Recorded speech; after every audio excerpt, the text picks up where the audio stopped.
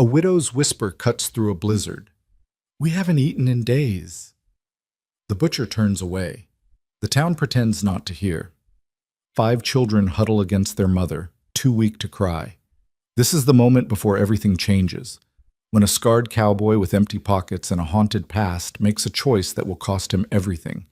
But before I tell you how one man's impossible promise saved a dying family in the frozen heart of Wyoming, I need you to do something. Stay with me until the end of this story and comment the city you're watching from so I can see how far this tale has traveled. The wind didn't howl in Ash Hollow. It screamed. It tore through the Wyoming territory like a living thing made of ice and rage, ripping wooden signs from their chains, sending horses stamping nervous in their stalls, turning the January marketplace into a battleground where only the desperate dared to venture. The year was 1884 and winter had arrived early and cruel, burying the mountain passes under 10 feet of snow and trapping the small frontier town in a frozen fist that showed no mercy. Clara Dawson stood at the edge of that marketplace like a ghost among the living. She was 27 years old, though grief and hunger had carved lines around her eyes that made her look 40. Her dress, once a respectable blue calico, hung loose on a frame that had shed 20 pounds in 3 months. The fabric was patched at the elbows and hem, mended so many times the original cloth was barely visible beneath the layers of repair.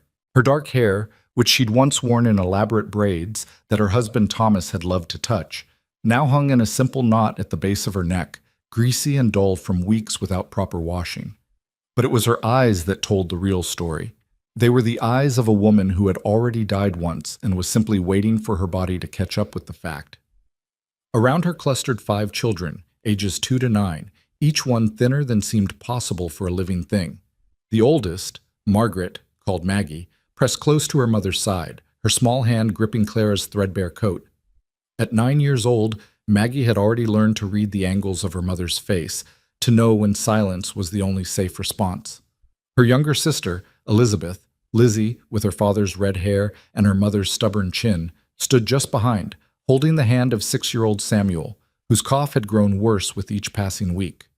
The twins, Thomas Jr. and Michael, stood together as they always did, 2 halves of the same whole, their identical faces hollow-cheeked and pale. They were 4 years old and had already forgotten what it felt like to go to bed with a full stomach. And in Clara's arms, wrapped in a blanket so thin it barely qualified as cloth, baby Grace whimpered softly, too weak even to cry with conviction.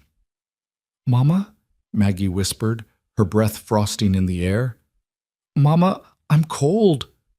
Clara pulled her daughter closer, but she had no warmth to offer. Her own body had long since stopped generating heat it couldn't afford to spare. "I know, sweetheart, just a little longer." But Maggie was too old to be comforted by empty promises. "You said that yesterday." Clara had no answer for that. Yesterday, she had indeed said the same thing, and the day before that, and the day before that. Each morning she woke in the freezing boarding house room, the one they'd been lucky to get, the landlady had said, though Clara was beginning to understand that luck had different definitions for different people, and each morning she promised her children that today would be different. Today they would eat. Today someone would help. Today had been a lie every single time. The marketplace bustled around them with an activity that felt obscene in its normalcy. Ranchers haggled over cattle prices. The blacksmith's hammer rang against his anvil in a steady rhythm that echoed off the frozen ground. Women in fur-lined coats and warm boots moved from stall to stall, their baskets filling with meat and bread and cheese, with potatoes and carrots and dried apples. The smell of fresh baking drifted from the bakery on the corner, so thick and rich that Samuel actually moaned. "Mama, please," he whispered. "Please." Clara's hands trembled. In her pocket she carried 3 pennies, every cent she had left in the world. Thomas had left debts when he died, debts she hadn't known about, debts that had swallowed their small ranch and everything they owned. The bank had been apologetic but firm. The creditors had been neither. She'd managed to save a few pieces of clothing, Thomas's pocket watch, which she'd already sold, and her wedding ring, which she wore on a string around her neck, hidden beneath her dress. She couldn't sell it. Not yet. It was the last piece of Thomas she had, the last proof that she'd once been loved, that she'd once belonged to something bigger than this desperate scramble for survival. But as she looked down at Grace's pale face, at the way the baby's eyes had started to sink into her skull, Clara knew that sentiment was a luxury she could no longer afford. "Stay here," she told Maggie, pressing the baby into her daughter's arms. "Don't move. Don't talk to anyone. I'll be right back." Maggie's eyes widened with fear. At 9 years old, she understood what her mother was about to do, understood the humiliation that was coming. "Mama, no! Stay here, Margaret." Clara used her daughter's full name, the one that meant there would be no argument, and Maggie's mouth snapped shut. She took Grace carefully, supporting the baby's head the way Clara had taught her, and pressed close to Lizzie and Samuel and the twins, all of them huddling together for warmth and courage. Clara walked toward the butcher's stall with her spine straight and her head high, even though everything inside her was screaming to run, to hide, to disappear into the snow and never come back. But she couldn't run. She had 5 reasons why she couldn't run, and they were all watching her with eyes that trusted her to fix this, to make it better, to be the mother who could save them, even though she had no idea how. The butcher's name was Henry Walsh, and he was a large man with hands like slabs of beef, and a face that had been kind before years of frontier life had taught him that kindness was expensive. His stall was piled with cuts of meat, venison and beef and pork, rabbit and wild turkey, and even a haunch of bear that someone had brought down from the high country. The sight of it all, the sheer abundance of it, made Clara's stomach clench so hard she thought she might vomit. When had she last eaten? 2 days ago? 3? She'd been giving her portions to the children, lying about having eaten earlier, watching them devour the scraps she could afford, while her own body slowly consumed itself. "Mr. Walsh," she said quietly. He didn't look up from the ham he was trimming. "Mrs. Dawson." His tone was neutral, carefully polite in that way that told Clara everything she needed to know. He'd already decided not to help. Whatever she was about to ask, the answer would be no. But she had to try anyway because the alternative was watching her children die, and she wasn't ready for that. She would never be ready for that. "Mr. Walsh, The words stuck in her throat like glass. She'd never begged before, never had to. Thomas had always provided, had always made sure they had enough. Even in the lean times, even when the cattle prices dropped or the winter feed cost more than they could afford, there had always been food on the table. Always. But Thomas was 8 months dead, buried in a grave she couldn't afford a headstone for. And Clara was alone with 5 children and 3 pennies and a pride that was killing them all.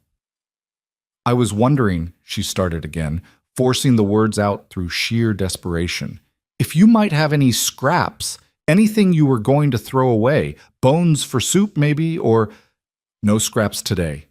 His knife moved steadily through the meat, precise and efficient. "Sorry." But he wasn't sorry. Clara could hear it in his voice, could see it in the way he refused to meet her eyes. He wasn't sorry at all. "Please." The word came out as barely more than a whisper. "My children. We haven't eaten in days." That got his attention. He looked up, and for just a moment Clara saw something flicker in his eyes. Pity, maybe. Or disgust. She couldn't tell which, and she found that she didn't care. She'd take either if it meant food for her babies. "Mrs. Dawson," Walsh said slowly, setting down his knife, "I sympathize with your situation, I really do, but I got a business to run. I can't be giving away product to every He stopped himself, but the damage was done. Every what? Every widow? Every beggar? Every desperate woman with too many mouths to feed and not enough money to feed them?" "I can pay," Clara said quickly, pulling the 3 pennies from her pocket. They looked pathetic in her palm, barely enough to buy a single potato. "I know it's not much, but I can work. I can clean or sew or I don't need help." Walsh picked up his knife again, dismissing her. "Try the church. Maybe Pastor Williams has something." Clara had already tried the church. Pastor Williams had been kind but helpless. His own charity stores depleted by the harsh winter and the number of families in need.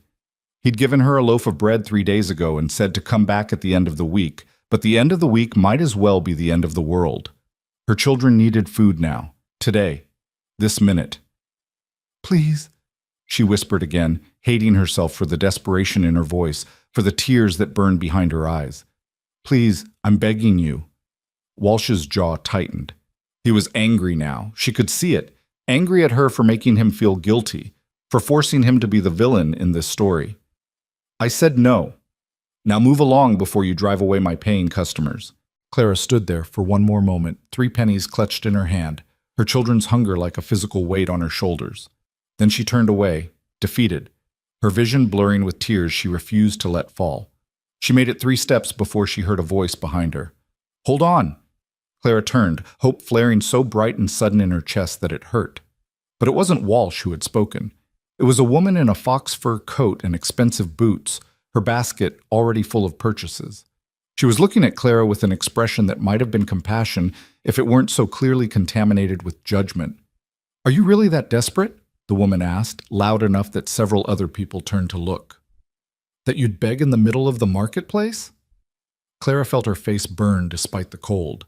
Around them, other townsfolk had stopped their business to watch, drawn by the spectacle of public humiliation. She recognized some of them, the banker's wife, the mayor's daughter, the owner of the general store. Women who had once invited her to tea back when she was Thomas Dawson's respectable wife instead of Thomas Dawson's destitute widow. "I'm not begging," Clara said quietly, though that was exactly what she'd been doing. "I'm simply asking for help." "There's no difference." This came from another woman, younger, with a mean little smile. "If you can't feed your children, maybe you shouldn't have had so many of them."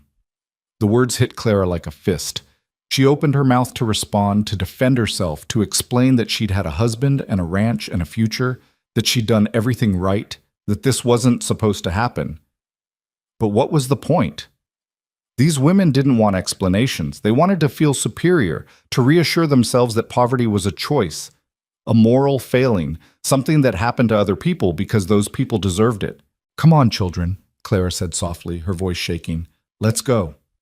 She turned to walk back to where her babies waited, but her vision had gone blurry with tears and shame and 3 days of near starvation, and she didn't see the patch of ice until her boot hit it. Her feet went out from under her and she fell hard, her hips striking the frozen ground with a crack that sent pain shooting up her spine. Laughter rippled through the crowd. Not all of them. Some people looked away, embarrassed. But enough. Enough that Clara heard it, felt it like acid on her skin. "Mama!" Maggie's voice cut through the noise, high and terrified.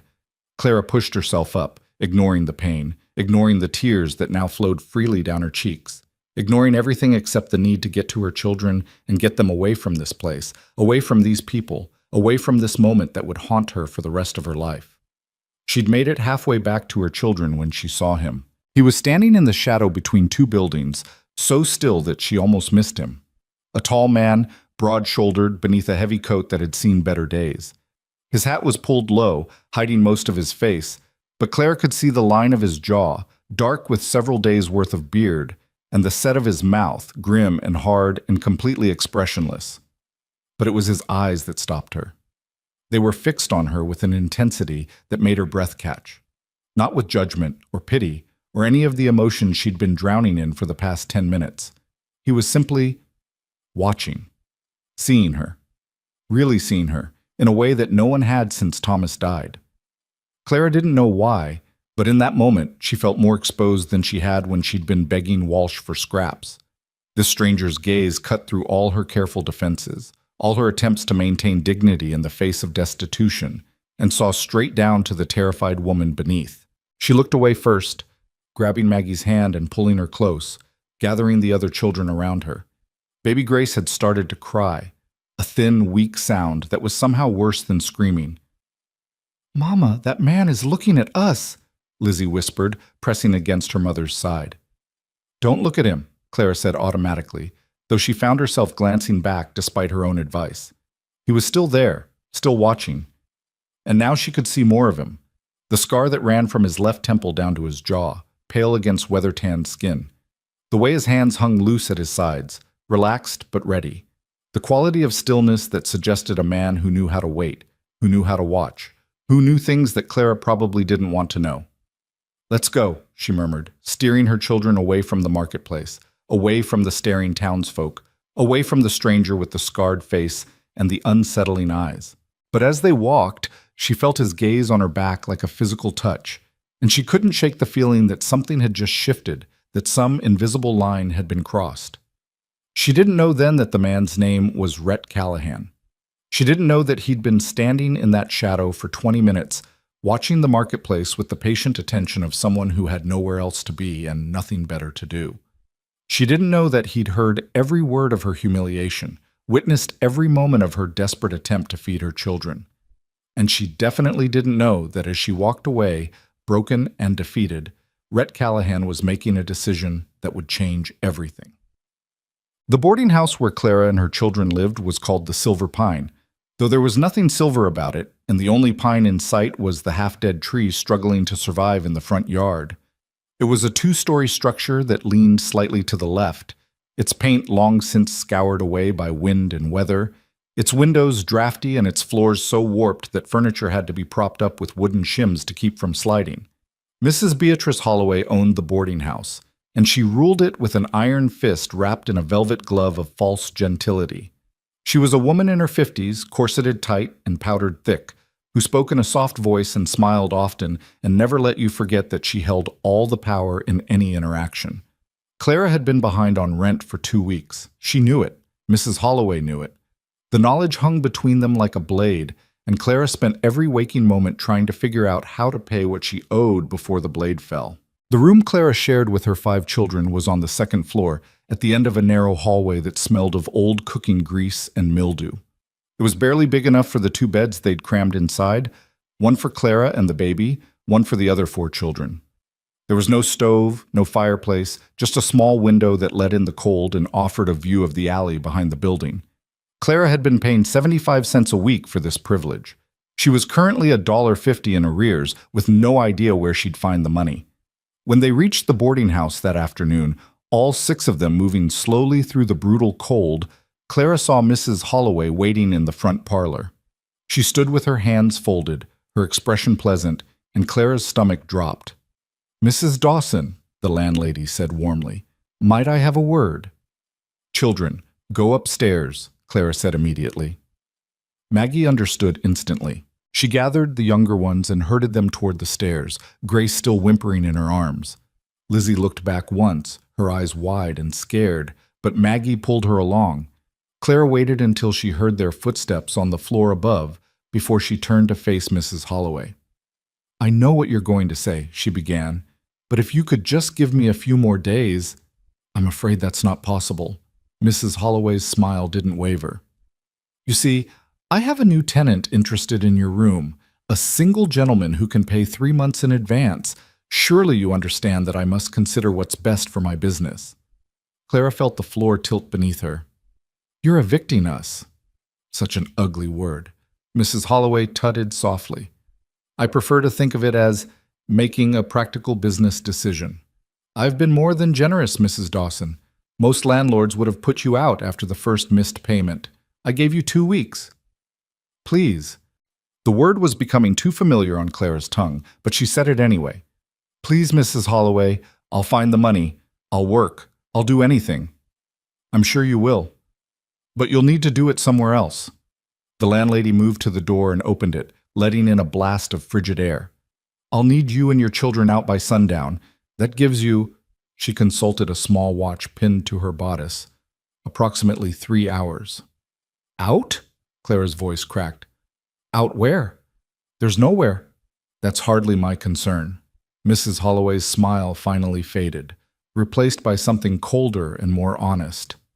"Perhaps if you'd thought about how to support 5 children before your husband died, you wouldn't find yourself in this position. Good day, Mrs. Dawson." Clara stood in the doorway, frozen, as the door clicked shut in her face. Around her, the temperature was already dropping as the sun sank lower toward the horizon.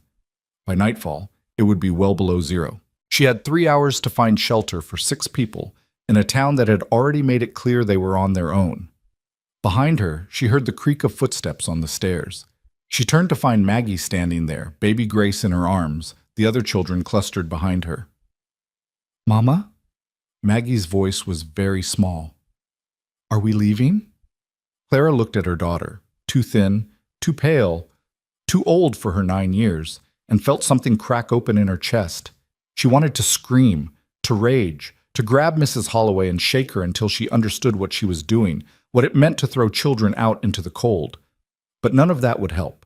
None of that would keep them warm tonight. "Yes, sweetheart," Clara said softly. "We're leaving. Start gathering your things." There weren't many things to gather. They'd lost most of their belongings when they lost the ranch. What remained fit into 2 canvas bags that Clara had sewn from old flour sacks. Clothes, mostly, and a few precious items. A doll that had been Maggie's, a toy soldier that Samuel slept with, a carved horse that Thomas had made for the twins. 20 minutes later, they stood on the street with their bags and nowhere to go. The sun was a red wound on the horizon, bleeding out over the mountains. In another hour, it would be dark. In another 2 hours, it would be deadly. "Where are we going, Mama?" Lizzie asked, her hand tight in Clara's. Clara didn't know. The church would be locked by now. The other boarding houses were already full, and even if they weren't, Clara had no money for rent. She had 3 pennies and a wedding ring and 5 children who were looking at her with absolute faith that she would fix this. "I know a place," she lied, starting to walk. "Come on." They walked through the darkening streets of Ash Hollow, past houses where lamplight glowed warm in windows, where she could see families sitting down to dinner, where children laughed and played in front of fires that would burn all night.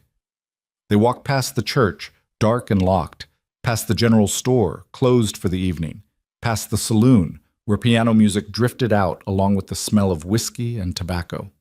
They walked until they reached the edge of town, where the buildings gave way to scrubland and pine forest, where the wind blew unobstructed and the cold bit even deeper. And there, barely visible in the failing light, Clara saw it, a collapsed cabin, half buried in a snowdrift, its roof caved in on one side but the other still standing. It was the kind of place where animals denned for the winter, where drifters sometimes took shelter, where no decent person would ever choose to live. It would have to be enough. "Here," Clara said, trying to inject confidence into her voice. "We'll stay here tonight." She could feel her children's doubt, could see it in the way Maggie's face went carefully blank and Lizzie's lower lip started to tremble. But they didn't argue. They'd learned that lesson already, that Mama was doing her best, that questions made things harder, that sometimes you just had to trust even when trust felt impossible. The cabin's door hung crooked on broken hinges, and Clara had to shove hard to get it open. Inside, it was somehow colder than outside, the air stale and damp.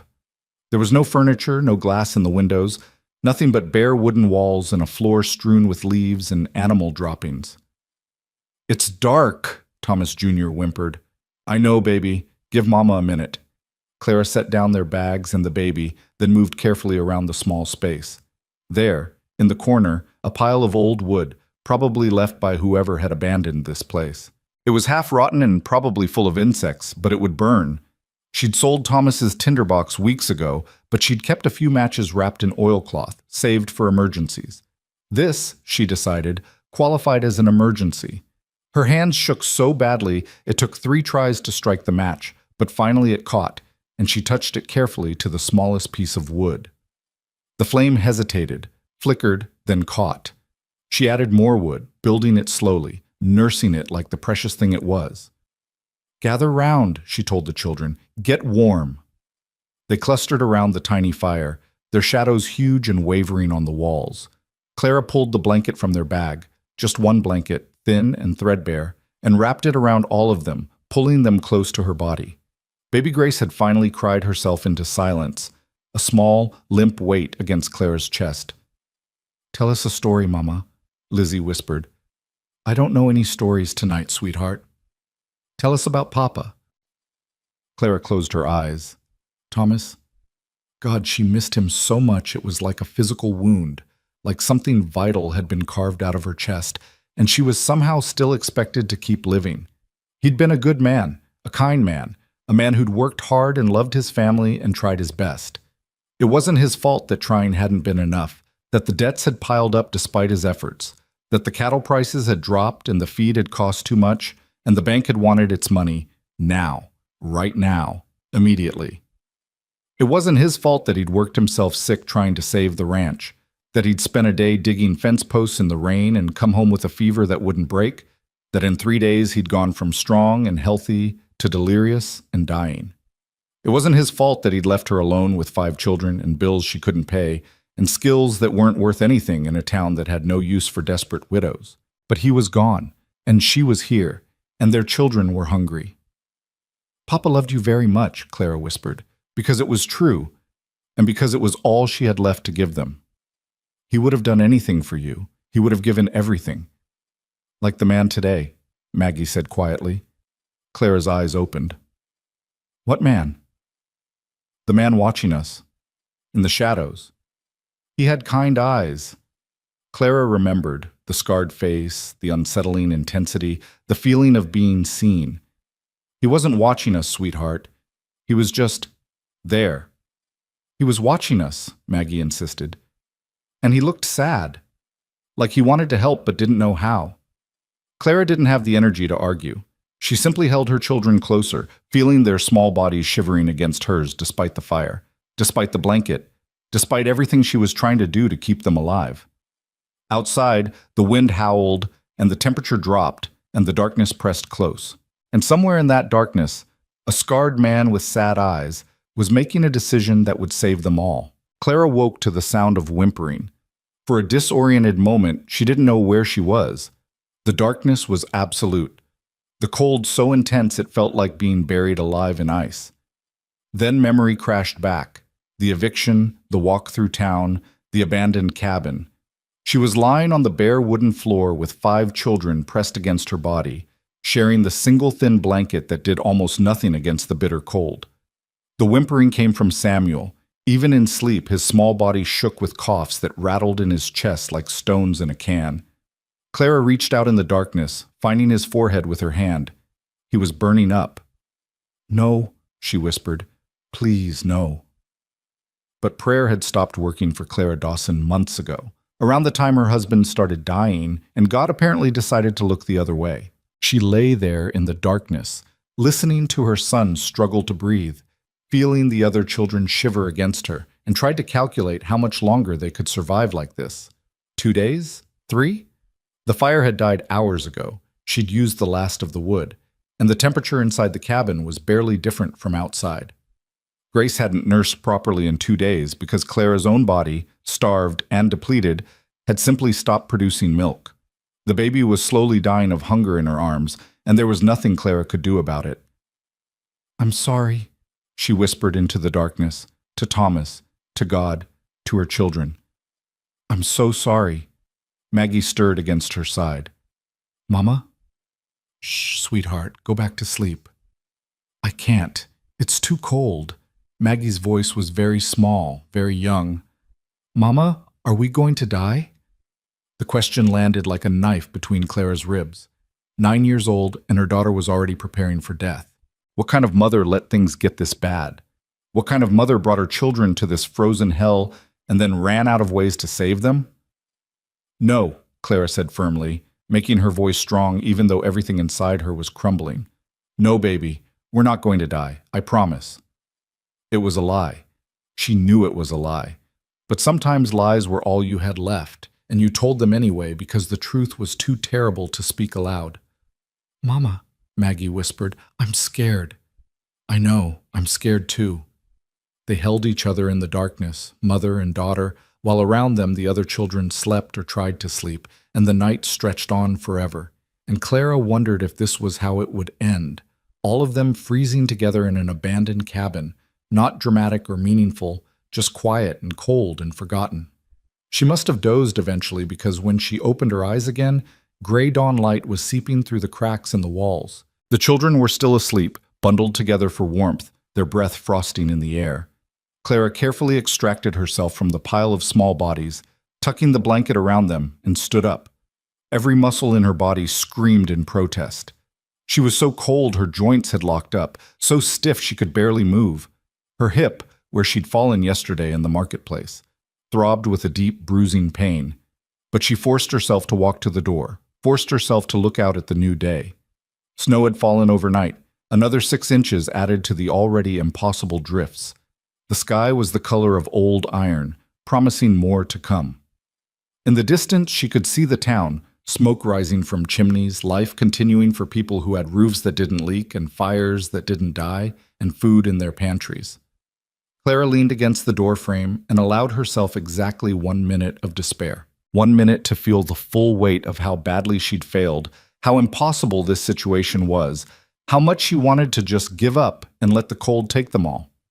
Then she straightened her spine, wiped her eyes, and got to work.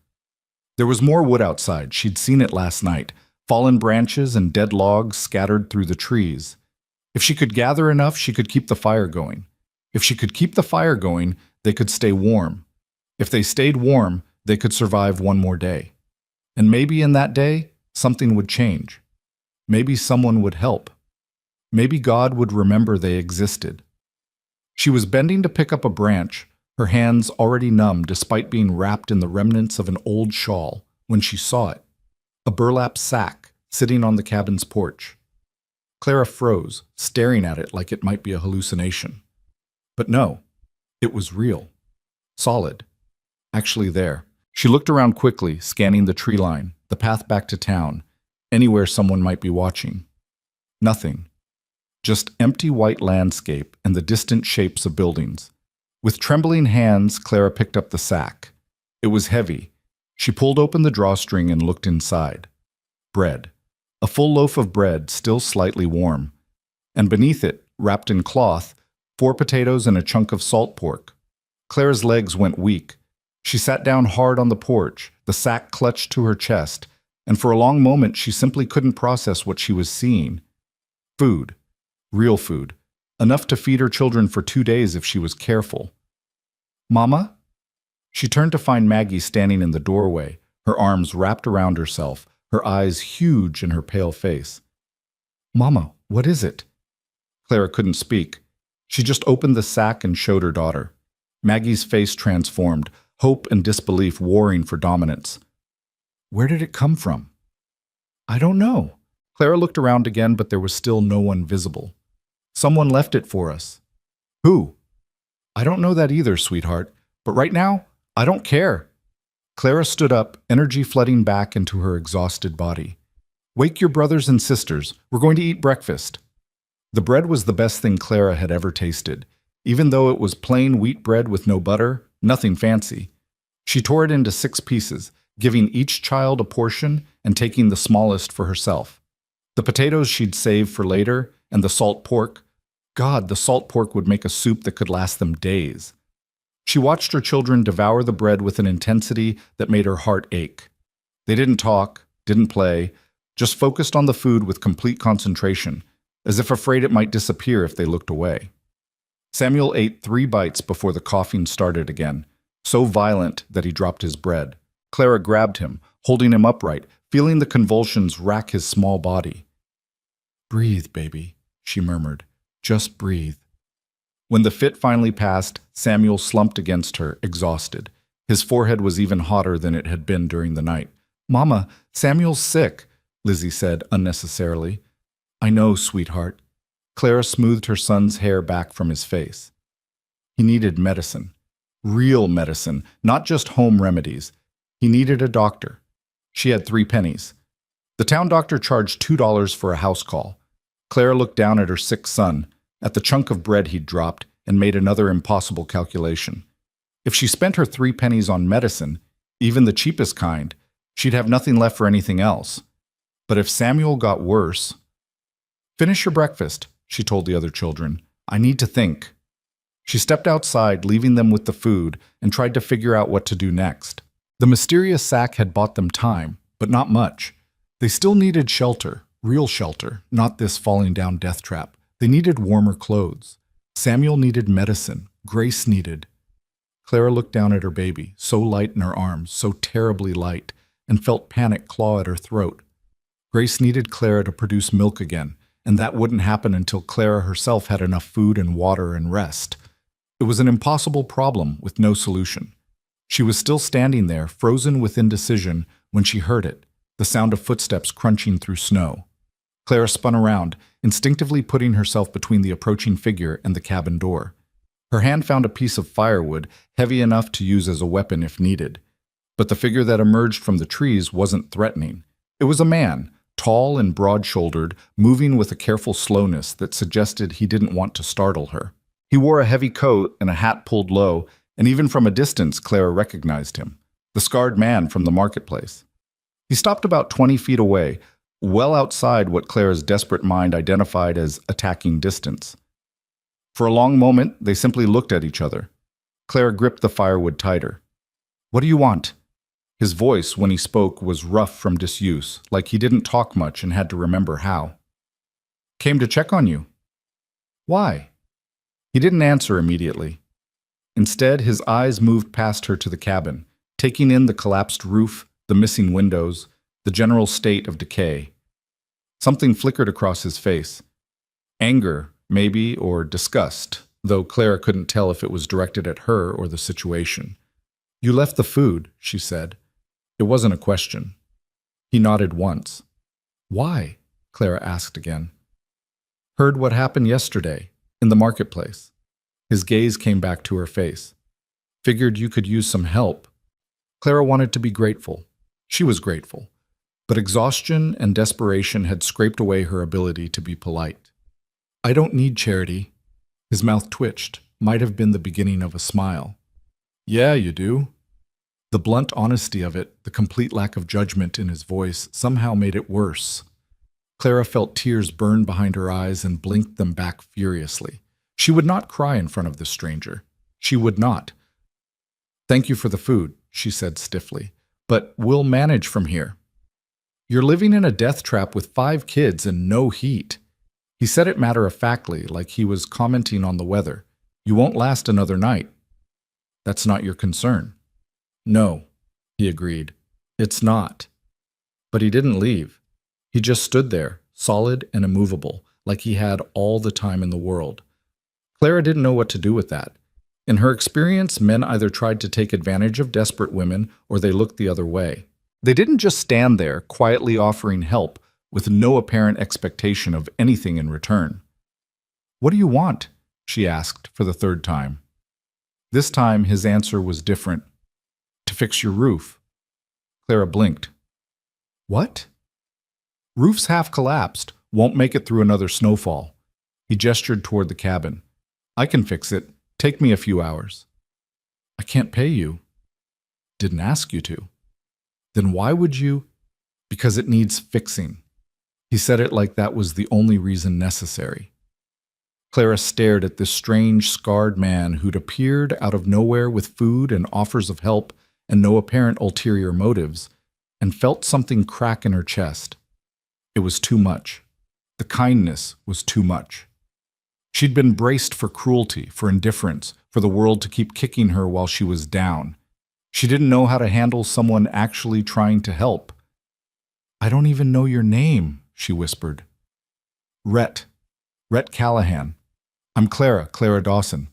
Clara Yachts." "I know." At her startled look, he added, "Small town. People talk." Clara wondered what they said when they talked about her. Nothing good, probably. The widow with too many children, the woman who begged in the marketplace, the failure who couldn't even keep a roof over her family's head. "Mr. Callahan." "Just Rhett." "Rhett," she corrected. "I appreciate the offer, but I don't understand why you're doing this. You don't know us. We're nothing to you." For the first time, something shifted in his expression, something that might have been pain, old and deep and carefully hidden. Maybe that's exactly why. Before Clara could figure out what that meant, a small voice called from inside the cabin. "Mama? Mama, Samuel's coughing again." Clara spun around and rushed back inside, forgetting about Rhett, forgetting everything except her sick son. Samuel was doubled over, his whole body convulsing with coughs that brought up nothing but seemed to tear him apart from the inside. "I've got you, baby," Clara murmured, lifting him into her arms. "I've got you." But she didn't have him. She didn't have anything except empty hands and empty pockets and a crushing sense of helplessness. She didn't hear Rhett come inside, but suddenly he was there, kneeling beside them. How long has he been like this? 2 days, maybe 3. Clara couldn't remember anymore. Time had become meaningless, measured only in degrees of desperation. Rhett put a hand on Samuel's back, feeling the rattle of his breathing. His face went grim. "He needs to see a doctor." "I know that." Clara's voice came out sharper than she intended. I know, but the doctor costs money I don't have. Rhett was quiet for a moment, studying Samuel's flushed face. Then he stood up. Wait here. Where are you? But he was already gone, moving through the door with surprising speed for such a large man. Clara held Samuel close, rocking him gently while the other children clustered around. Maggie's hand found Clara's shoulder, a small anchor of comfort. Who is that man? Lizzie whispered. Someone trying to help, Clara said, though she still didn't understand why. Rhett was gone for 2 hours. Clara spent that time trying to keep Samuel comfortable, trying to keep the other children warm, trying not to think about what would happen if the stranger didn't come back. Maybe he'd changed his mind. Maybe he'd realized that helping them was more trouble than it was worth. Maybe. The door opened and Rhett filled the frame, his arms loaded with supplies. Wood, real chopped wood, enough to keep the fire going for days. A thick blanket, wool and new-looking. A basket containing more food, eggs, bacon, real coffee, even a small jar of honey, and a brown glass bottle that Clara recognized as medicine. Doc Mitchell made this up special, Rhett said, setting the bottle down carefully. For the cough. Said to give the boy a spoonful every 4 hours. Clara picked up the bottle with shaking hands. How much did this cost? Doesn't matter. It does to me. Rhett met her eyes, and for the first time, Clara saw past the scar and the hard expression to something that looked almost kind. Let it go. Just this once. Let someone help you. Clara wanted to argue, wanted to maintain her pride, wanted to prove that she could handle this herself. But Samuel chose that moment to cough again, weak and wet and terrible, and pride suddenly seemed like a luxury she couldn't afford. Thank you, she whispered. Rhett nodded once, then started building up the fire with the wood he'd brought. Within minutes, real warmth began to fill the cabin. Not much, but enough to make the children stop shivering. Clara gave Samuel a spoonful of the medicine, watching anxiously as he swallowed it. He made a face at the bitter taste, but didn't fight her. Now, Rhett said, standing up and brushing off his hands. About that roof. He worked through the afternoon while Clara tended to the children. She could hear him up there, the sound of hammering echoing through the cold air, steady and sure.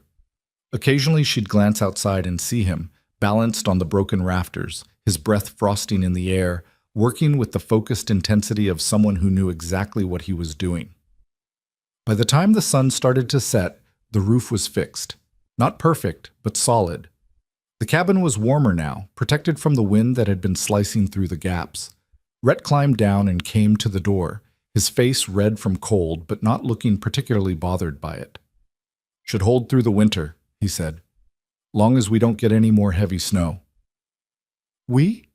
Clara asked before she could stop herself. He looked at her for a long moment. You planning to stay here? I don't have anywhere else to go. Then yeah, we. He said it like it was simple, like it was already decided. I'll be back tomorrow. See what else needs fixing. Mr. Callahan, Rhett, you don't have to. I know. He settled his hat more firmly on his head. Get some rest, Mrs. Dawson. You look like you're about to fall over. He was gone before she could respond, disappearing into the twilight like he'd never been there at all. Clara stood in the doorway, watching him go, and felt something shift inside her chest, something that had been frozen and locked up and dead for months. It felt dangerously close to hope. She pushed it down ruthlessly. Hope was dangerous. Hope got you hurt. But that night, with the fire burning warm and Samuel sleeping peacefully for the first time in days, and actual food in their bellies, Clara found it harder to maintain her despair. The next morning, there was another sack on the porch. Fresh milk, bread, and a tin of tea. The morning after that, a bundle of firewood and a second blanket. The morning after that, tools. An axe, a hammer, nails. Each time, Rhett appeared sometime during the day, never explaining, never asking for thanks. He'd fix something, the door, the window frames, the gaps in the walls, work for a few hours, then disappear again. He barely spoke, never stayed for meals, never came inside when the children were awake. But Clara noticed things. The way he moved carefully around her, always maintaining distance. The way his eyes tracked her children with something that looked like longing. the way his hands trembled sometimes when he thought no one was watching. She noticed the scar on his face, the way it pulled at his jaw when he frowned. She noticed the other scars too, on his hands, disappearing under his sleeves, the kind that came from violence. She noticed that he never smiled, never relaxed, never seemed to believe that he deserved to be anywhere near anything good or pure or innocent. A week passed, then two. Samuel's cough improved. Grace started nursing again as Clara's body finally had enough resources to produce milk. The cabin became something almost livable, still poor, still barely adequate, but no longer a death sentence. And through it all, Rhett kept coming. Clara tried to talk to him, tried to understand why he was doing this, but he deflected every question with grunts or silence. The children, less inhibited, took to following him around when he worked. They'd sit in the snow and watch him with wide eyes, occasionally whispering to each other, but never quite brave enough to approach. It was Maggie who finally broke through. Clara was inside cooking soup, real soup, with vegetables and barley that Rhett had left, when she heard her daughter's voice outside. "Why do you help us?" Clara moved to the window, watching as Maggie stood in front of Rhett, her chin tilted up in determination. She'd inherited her father's stubbornness, and sometimes Clara didn't know whether to be proud or worried about it. Rhett had frozen, hammer in hand, staring at the small girl like she'd pulled a gun on him. "I mean, we're grateful," Maggie continued, her voice very serious.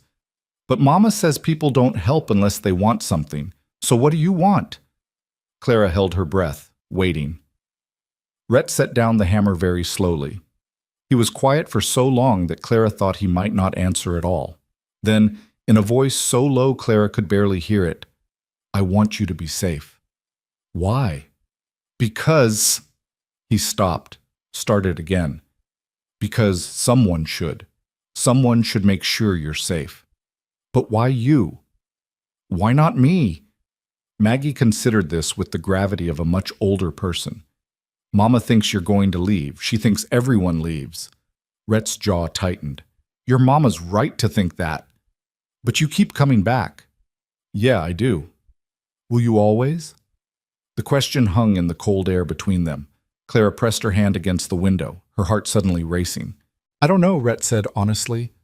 I'm not good at staying." "Papa wasn't good at staying either," Maggie said softly. "He left us. He didn't want to, but he did. I'm sorry." "Are you going to leave us too?" Rhett looked at this 9-year-old child who'd already lost so much, who was asking him questions he didn't know how to answer, and something in his face cracked open. "I'm going to try not to. That's good enough," Maggie decided. Then, with the swift decisiveness of childhood, she stepped forward and wrapped her arms around his waist. Rhett went rigid, his hands hovering in the air like he didn't know what to do with them. Clara saw panic flash across his face, saw him start to pull away. Then slowly, carefully, like he was handling something infinitely precious and breakable, he lowered his hands to rest gently on Maggie's back. Clara turned away from the window, tears streaming down her face, and tried to remember how to breathe. That night, for the first time since Thomas died, she allowed herself to believe that maybe, they were going to survive this after all. But she didn't know that the hardest test was still coming. She didn't know that in 3 days, the worst blizzard in 50 years would descend on Ash Hollow, cutting them off from town completely. And she didn't know that Rhett Callahan was about to risk everything, his life, his past, his carefully maintained distance from the world, to make sure her children never went hungry again. The sky changed on the 3rd day after Maggie hugged Rhett. Clara noticed it first thing in the morning when she stepped outside to collect water from the creek. The color had shifted from the usual winter gray to something darker, heavier, almost greenish at the edges. The air felt different too, thick and expectant, like the whole world was holding its breath. She'd lived in Wyoming long enough to recognize the signs. "Storm's coming," Rhett said from behind her, making her jump.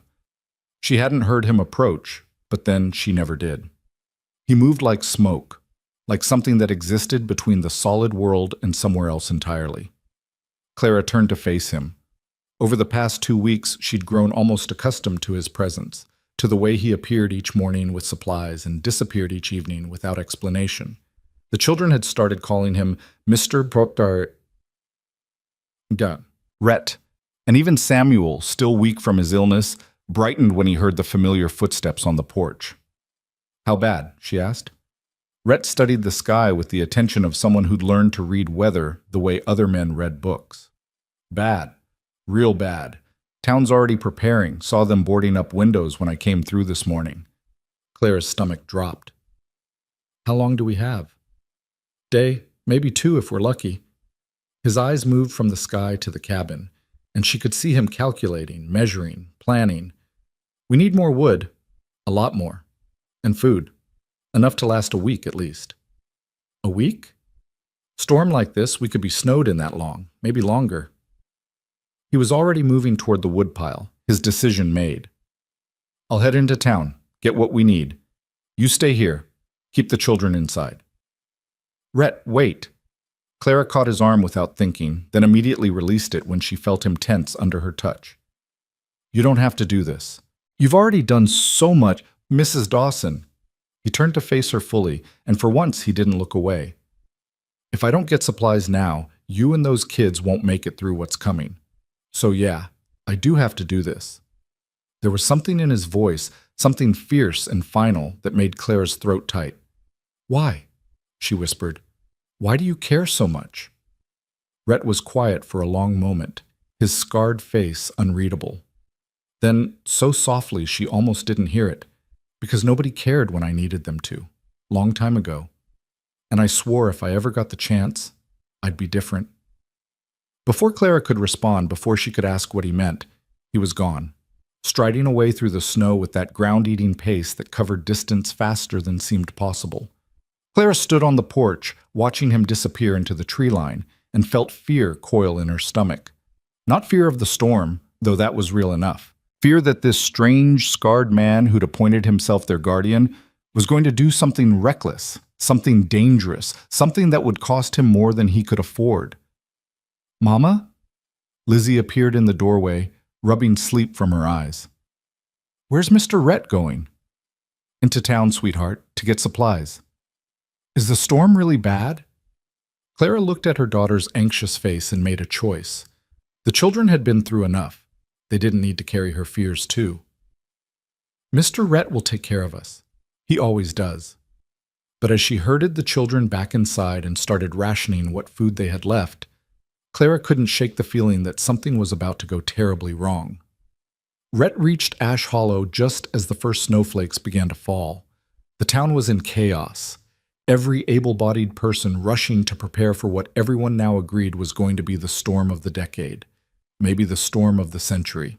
The old-timers were already telling stories about the blizzard of '71, when the snow had piled 12 feet high and 3 families had frozen to death in their homes. Rhett ignored the activity, focused entirely on his mission. He needed food, blankets, medicine, everything Clara and the children would need to survive a week or more of being completely cut off from town. He also needed money, and he didn't have nearly enough. His first stop was the general store, where Mr. Henderson was frantically trying to serve a dozen customers at once. Flour, sugar, coffee, dried beans, salt pork. Rhett reeled off his list, watching Henderson's eyes widen. "That's a lot of supplies, Callahan. Stocking up for the winter?" "Something like that. How much?" Henderson did the calculation, his lips moving silently. $15, give or take. Rhett had $8.30.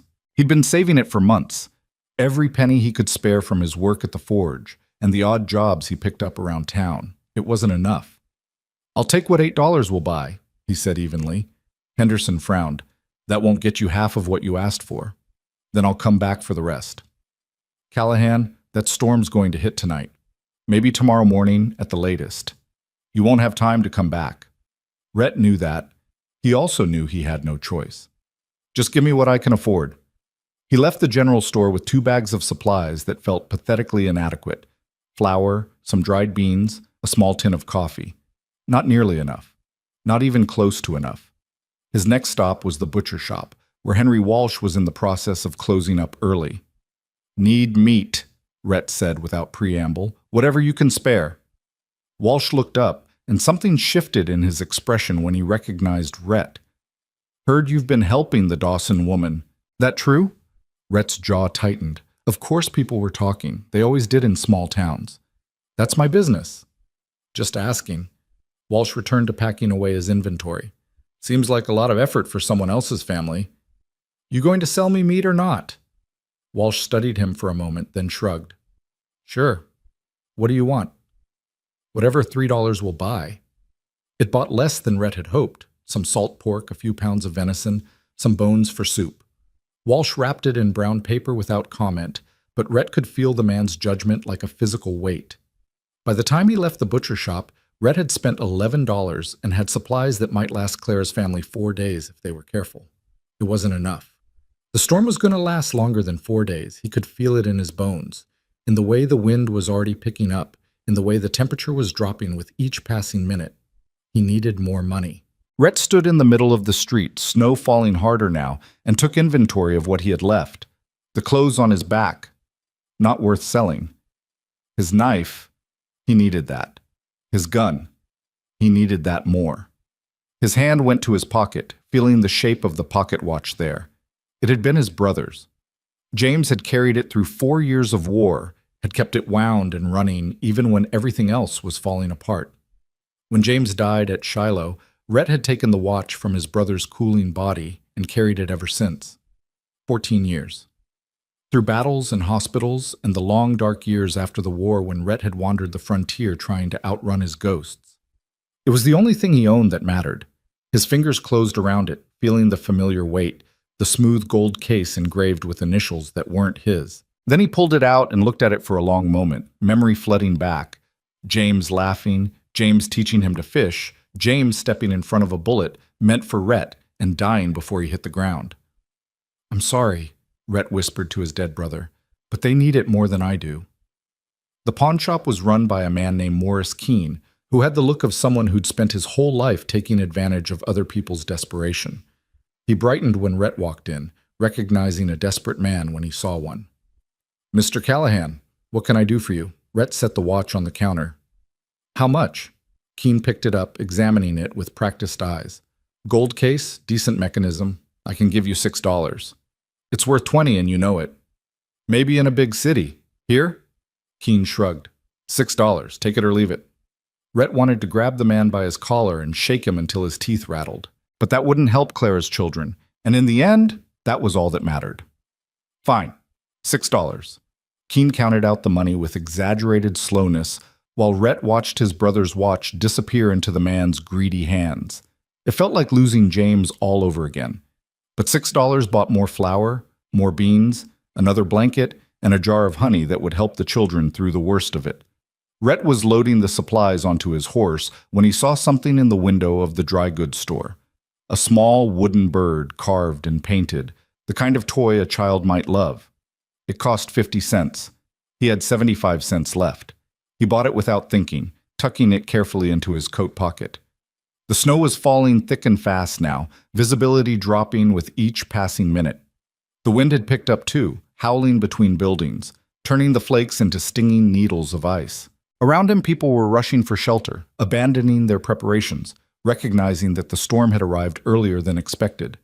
Rhett tied the supply bags to his saddle and swung up onto his horse. The gelding was nervous, tossing its head, sensing the storm's fury building in the air. Easy, Red, Rhett murmured, patting the horse's neck. Just got to get home. But as he turned the horse toward the edge of town, toward the path that would take him back to Clara and the children, the full force of the blizzard hit. The world disappeared. One moment, Rhett could see the buildings of Ash Hollow, the street, the path ahead. The next, there was nothing but white. A wall of snow so thick and disorienting that he couldn't tell which direction was which. The wind screamed, tearing at his coat, his hat, trying to rip him from the saddle. Red whinnied in fear, rearing slightly. Steady, Rhett said, but his voice was lost in the wind. He knew the path back to the cabin. He'd walked it dozens of times over the past 2 weeks. But in this whiteout, every direction looked the same. One wrong turn and he could wander in circles until he froze to death. Or worse, until Red collapsed and he had to continue on foot. But he had the supplies. Claire's children needed these supplies. They wouldn't survive without them. Rhett touched his heels to Red's sides, trusting the horse's instincts more than his own eyes, and rode into the storm. Time became meaningless in the blizzard. Rhett had no idea if he'd been riding for minutes or hours. The cold was so intense it had moved past pain into something else, something that made his thoughts slow and sluggish. His hands were numb on the reins. His face felt like it had been carved from ice. Red was struggling, pushing through drifts that were already knee-deep and getting deeper. The horse's breath came in labored gasps, frost forming on its muzzle. "Come on, boy," Rhett urged. "Just a little further." But he had no idea if they were even going in the right direction anymore. The world was nothing but white noise and stinging snow and cold that ate through his clothes like acid. Then Red stumbled. The horse caught itself, but Rhett felt the tremor in the animal's legs, felt the exhaustion that was rapidly overtaking the gelding. They couldn't go much further. Red was going to collapse, and when he did, they'd both die out here. Rhett made a decision. He dismounted, his legs nearly giving out when they hit the ground, and started unbuckling the supply bags from the saddle. "Go on," he told Red, slapping the horse's flank. "Get to shelter." Red didn't need to be told twice. The horse turned and disappeared into the white, hopefully heading back to town in the warm stable Rhett rented. Rhett hefted the supply bags onto his shoulders. They were impossibly heavy, but he'd carried heavier things before. In the war, he'd carried wounded men through worse conditions than this. He'd marched 40 miles with a bullet in his leg. He'd survived things that should have killed him. He could do this. He had to do this. Because 5 children and their mother were waiting, and they were counting on him even if they didn't know it, and Rhett Callahan had failed to save people before, had watched them die while he stood helpless, and he would not, could not, fail again. So he walked. One step, then another, then another. The snow was above his knees now, each step a battle against drifts that wanted to swallow him whole. The bags on his shoulders felt like they weighed 1,000 pounds. His lungs burned with each breath of frozen air. But he kept walking. He thought about James, about the promise he'd made to his dying brother. "Take care of yourself, Rhett. Find something worth living for." He thought about the war, about all the men he hadn't been able to save, all the faces that haunted his dreams. He thought about the boy at Chancellorsville, no more than 16, crying for his mother while he bled out in Rhett's arms. And he thought about Maggie, wrapping her small arms around his waist, trusting him with a faith he didn't deserve. "I'm going to try not to leave," he'd told her. Time to prove it. Rhett didn't know how long he walked, long enough that his legs stopped working properly, that he started to fall and have to force himself back up. Long enough that his body stopped shivering, which he knew, somewhere in the dim recesses of his mind, was a very bad sign. He fell again, hard, and this time getting up seemed impossible. The snow was so soft, so inviting. It would be easy to just lie here, to let the cold take him, to finally rest after so many years of running from his ghosts. But his hand, numb and clumsy, found something in his coat pocket. The wooden bird he'd bought, for Clara's youngest. For Grace, who was too young to remember this winter, but who deserved to grow up with toys and safety and a future. Rhett pulled himself up. One more step, then another, then another. He was so cold now that he'd stopped feeling his body entirely. He existed somewhere outside himself, watching from a distance as this stupid, stubborn man refused to die, refused to give up, refused to accept that maybe this time he'd finally bitten off more than he could chew. Then, through the wall of white, he saw it, a dim glow, barely visible but unmistakable, light from a window. The cabin. Rhett tried to call out, but his voice was gone, frozen in his throat. He tried to run, but his legs wouldn't cooperate. All he could manage was a stumbling forward momentum that was more falling than walking. The last thing he remembered was the door opening, warm air rushing out, and Clara's voice crying his name before the world tilted sideways and everything went dark. Clara had been watching the window for hours, her anxiety growing with each passing minute. The storm had hit with a violence that made the cabin shake on its foundations. Even with Rhett's repairs, the wind found every crack and crevice, whistling through with a sound like screaming. The children huddled by the fire, silent and scared, while Clara paced and watched and waited. He should have been back by now. The storm had started hours ago, and Rhett had left that morning. Even accounting for the trip to town and back, he should have been here, unless something had gone wrong. "Mama, sit down," Maggie said quietly, You're making everyone nervous." Clara couldn't sit down. Every instinct she had was screaming that Rhett was in trouble, that he needed help, that she should be doing something instead of just standing here watching the storm devour the world outside. "He's fine," she told herself as much as the children. "He knows these mountains. He'll be fine." But she didn't believe it.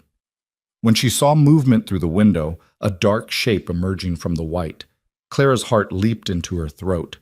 She ran to the door and threw it open, not caring about the blast of Arctic air that rushed in.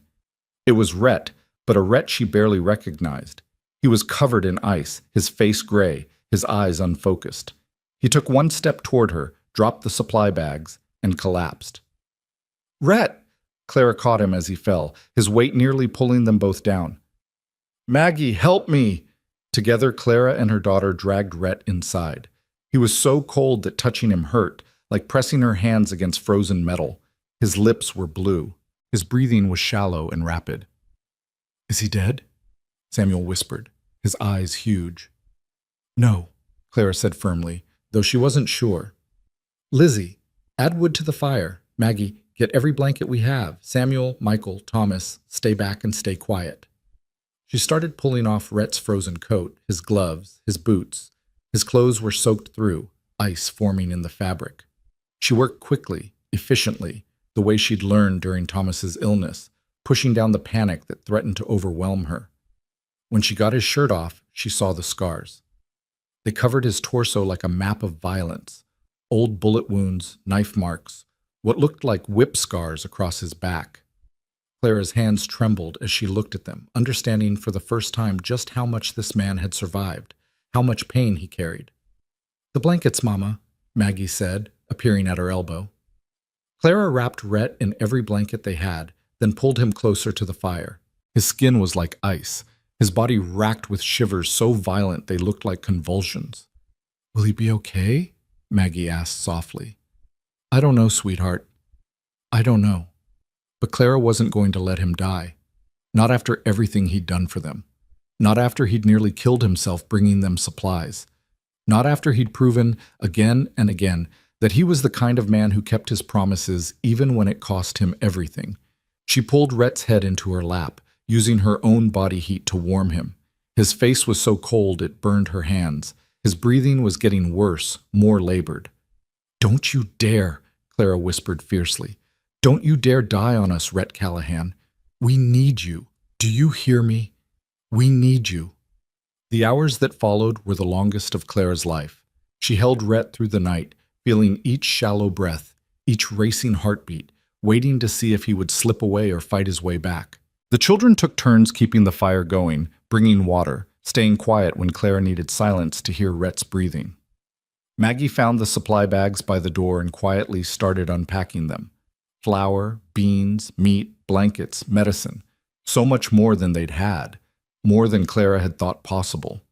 At the bottom of one bag, wrapped carefully in cloth, was the wooden bird.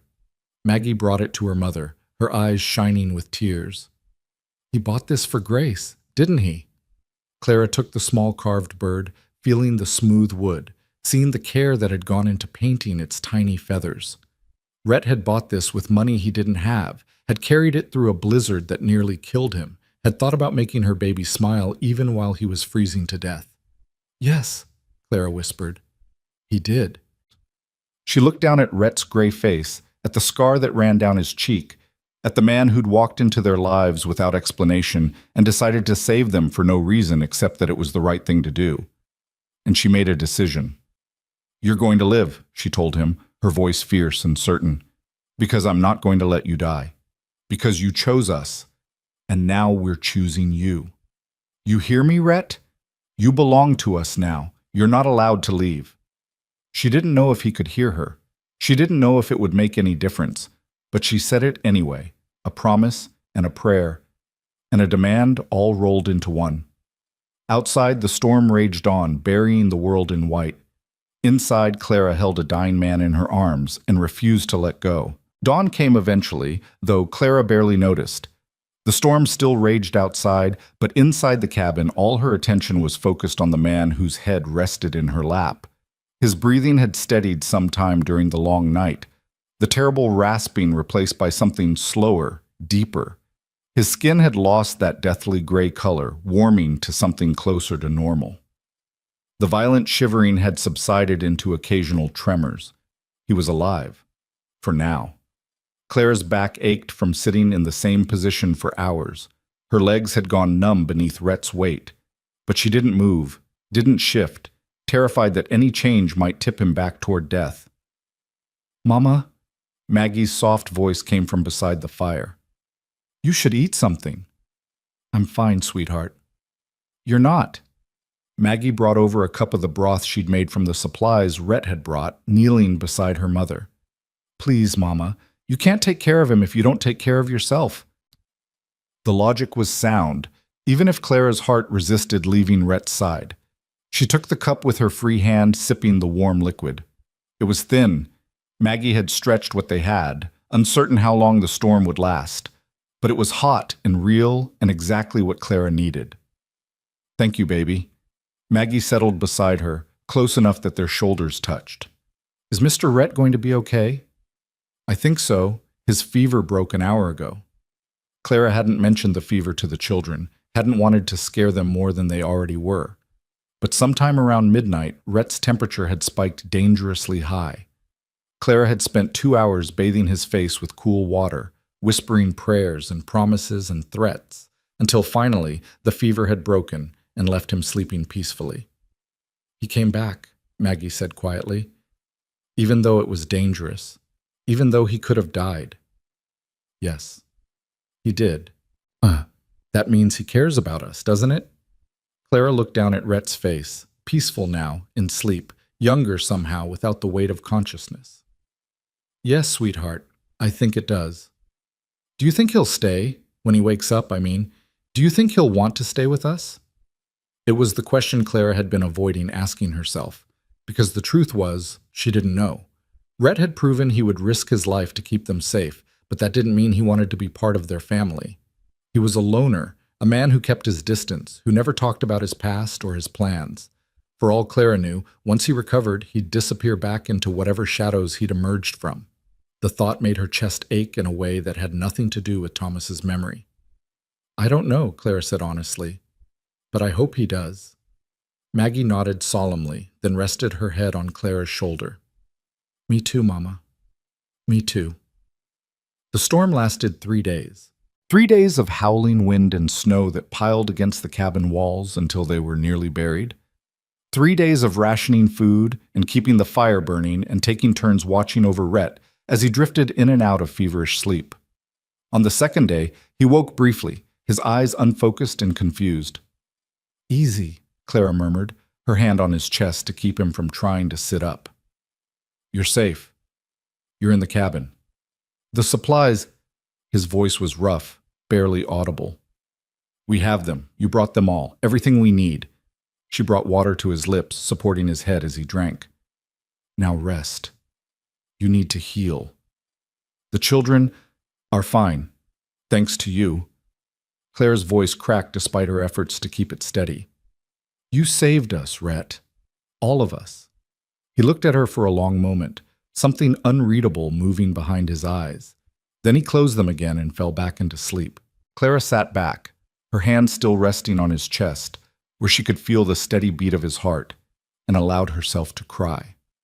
Quiet tears that she wiped away before the children could see, tears of relief and exhaustion, and something else she wasn't ready to name. By the third day, Rhett was awake more than asleep, though still too weak to do more than lie by the fire and watch the children with those intense, careful eyes. Clara made him soup from the supplies he'd brought, rich broth with actual vegetables and meat, and watched him eat with a focus that seemed almost religious. "You don't have to stare at me," he said, the first full sentence he'd managed since collapsing. "I'm making sure you actually eat it." Clara sat down beside him, adjusting the blankets that were piled on top of him. "You're worse than the children. At least they don't try to give their portions away." Rhett's mouth twitched, might have been the beginning of a smile. "How long was I out?" 2.5 days. Clara kept her voice matter-of-fact, not letting him hear the terror those days had held. "You nearly died, Rhett. Your body temperature was so low I couldn't find your pulse at first." But I didn't die. Because I wouldn't let you. The words came out fiercer than she'd intended. Because you don't get to risk your life for us and then just give up. Rhett studied her face, seeing something there that made his expression soften. I wasn't trying to give up. I was trying to get back to you. The admission hung in the air between them, weighted with meaning Clara wasn't sure she was ready to examine. She stood up quickly, needing distance, needing to move. Well, you did, so now you need to focus on healing. Clara. It was the first time he'd used her given name, and the sound of it in his rough voice did something strange to her heartbeat. She turned back to face him. Thank you, Rhett said quietly, for taking care of me. I know it wasn't easy with the storm and the children, and you carried supplies through a blizzard that nearly killed you, Clara interrupted. Taking care of you while you recovered is the absolute least I could do. Don't thank me for basic human decency, Rhett Callahan. This time he did smile, just a small quirk of his scarred mouth, but it transformed his whole face. Clara felt her breath catch, seeing for the first time what this man might look like if he ever allowed himself to be truly happy. Yes, ma'am, he said, and there was something in his tone that might have been affection. On the fourth day, the storm finally broke. Clara woke to silence, the kind of deep, profound silence that only comes after days of relentless wind. She carefully extracted herself from the pile of children sleeping around her and went to the window. The world outside was transformed. Snow had buried everything, creating an alien landscape of smooth white curves and strange shapes. The cabin itself was half buried, snow piled almost to the roof on the windward side. The trees were weighted down, their branches hanging low under the burden of ice. It was beautiful and terrible and completely impassable. We're snowed in, Rhett's voice came from behind her. Clara turned to find him sitting up, still wrapped in blankets but looking stronger than he had since he'd collapsed. How long do you think? Week, maybe more. Depends on when the thaw starts. He looked around the cabin, taking inventory with the same careful attention he gave everything. How's our food supply? If we're careful, we have enough for about 10 days. Clara had been counting and recounting, trying different rationing scenarios in her head. We'll be hungry, but we'll survive. Good. Rhett started to stand up, then wavered. Clara was at his side immediately, her arm around his waist to steady him. What do you think you're doing? Need to check the roof. Make sure the weight of the snow hasn't compromised it. You can barely stand. The roof can wait. Clara, sit down. She used the same voice she used on the children when they were being particularly stubborn, and to her surprise, Rhett actually listened. He sat back down, though she could see the frustration in every line of his body. I'm not used to being useless, he muttered. You're not useless. You're recovering from nearly freezing to death. Clara sat down beside him, close enough that their shoulders touched. The cabin survived 3 days of storm. It'll survive another few hours while you rest. They sat in silence for a moment, watching the dawn light filter through the window and paint strange shadows on the snow-covered landscape. Tell me something, Clara said quietly, not looking at him. Why did you really come back? You could have stayed in town, waited out the storm where it was safe. Why risk your life? Rhett was quiet for so long that Clara thought he might not answer. Then, in a voice that sounded like it was being dragged out of him against his will, I made a promise. To who? To myself, a long time ago. He stared at his hands, scarred and rough and strong. I had a brother, James. He was older, better, everything I should have been. When the war came, he enlisted. I followed because that's what you did. You followed your brother into hell and hoped you both made it back out. Clara waited, sensing that this was a story Rhett had never told anyone, that speaking it aloud was costing him something precious. We ended up at Chancellorsville, Rhett continued, his voice flat and distant. May of '63. I was 22 years old and thought I understood what war meant. I was wrong. He paused, swallowed hard. There was a boy in our unit, Eddie Fletcher, barely 16, lied about his age to enlist. He was scared all the time, but he tried to hide it. James took him under his wing, looked after him. Rhett's hands tightened into fists. During the battle, we got separated from our unit. Just the three of us, me, James, and Eddie. The Rebs were everywhere, and Eddie got shot, gut shot. The kind where you know there's no surviving, but it takes forever to die. Clara's hand found Rhett's, covering his clenched fist with her palm. James tried to carry him, Rhett said, his voice breaking. Tried to get him to safety, but the Rebs were closing in, and I knew if we didn't leave him, we'd all die. So I told James we had to go. I pulled him away while Eddie was screaming for his mother, begging us not to leave him. Rhett, James took a bullet meant for me. While we were running, just stepped in front of me like it was the most natural thing in the world. He died in my arms, and the last thing he said was, "Take care of yourself. Find something worth living for." Rhett looked at Clara finally, and she saw tears tracking down his scarred face. I left that boy to die alone. I let my brother sacrifice himself, and I've spent 14 years trying to figure out how to live with that. Clara understood now. The distance, the isolation, the way Rhett never seemed to believe he deserved anything good. He'd been punishing himself for 14 years, carrying guilt that was slowly crushing him. "It wasn't your fault," she said quietly. "Yes, it was." "No." Clara turned to face him fully, taking both his hands in hers. "You were in an impossible situation. You made the only choice that gave anyone a chance to survive. That's not cowardice, Rhett. That's survival." "I left him. You were 22 years old in the middle of a battlefield." Clara's voice rose, startling them both. "You did what you had to do, and your brother, James, he chose to save you. That was his choice, not your fault." Rhett shook his head, not accepting it, probably never able to accept it. "Listen to me," Clara said fiercely. "You can't save everyone. I know that better than anyone. I couldn't save Thomas. I couldn't keep our ranch or pay our debts or protect my children from hunger. But you know what I did save? Them. All 5 of them. They're alive because I kept trying even when everything was falling apart." She squeezed his hands, feeling the calluses and scars, the evidence of a hard life lived honestly. "And they're alive right now because you walked through a blizzard that should have killed you. You gave them a future, Rhett. That has to count for something." "It does," he whispered, "more than you know." They sat like that for a long moment, hands clasped, sharing a silence that felt like healing. Then Maggie's voice came from the pile of sleeping children. "Mama, is Mr. Rhett okay?" Clara turned to find all 5 children awake, watching them with varying degrees of curiosity and concern. She thought they were still asleep, but clearly they'd been listening. Heat flooded her cheeks, but Rhett just smiled, that rare, genuine smile that transformed his whole face. "I'm okay, Maggie," he said. "Your mama took good care of me." Maggie scrambled out from under the blankets and crossed the cabin to throw her arms around Rhett's neck. "I was scared you were going to die, like Papa did." Rhett's arms came up to hold her carefully, like she was made of glass. "I'm not going anywhere, little bit. I promise." "You can't promise that," Maggie said, her voice muffled against his shoulder. "Papa promised too, and he still left."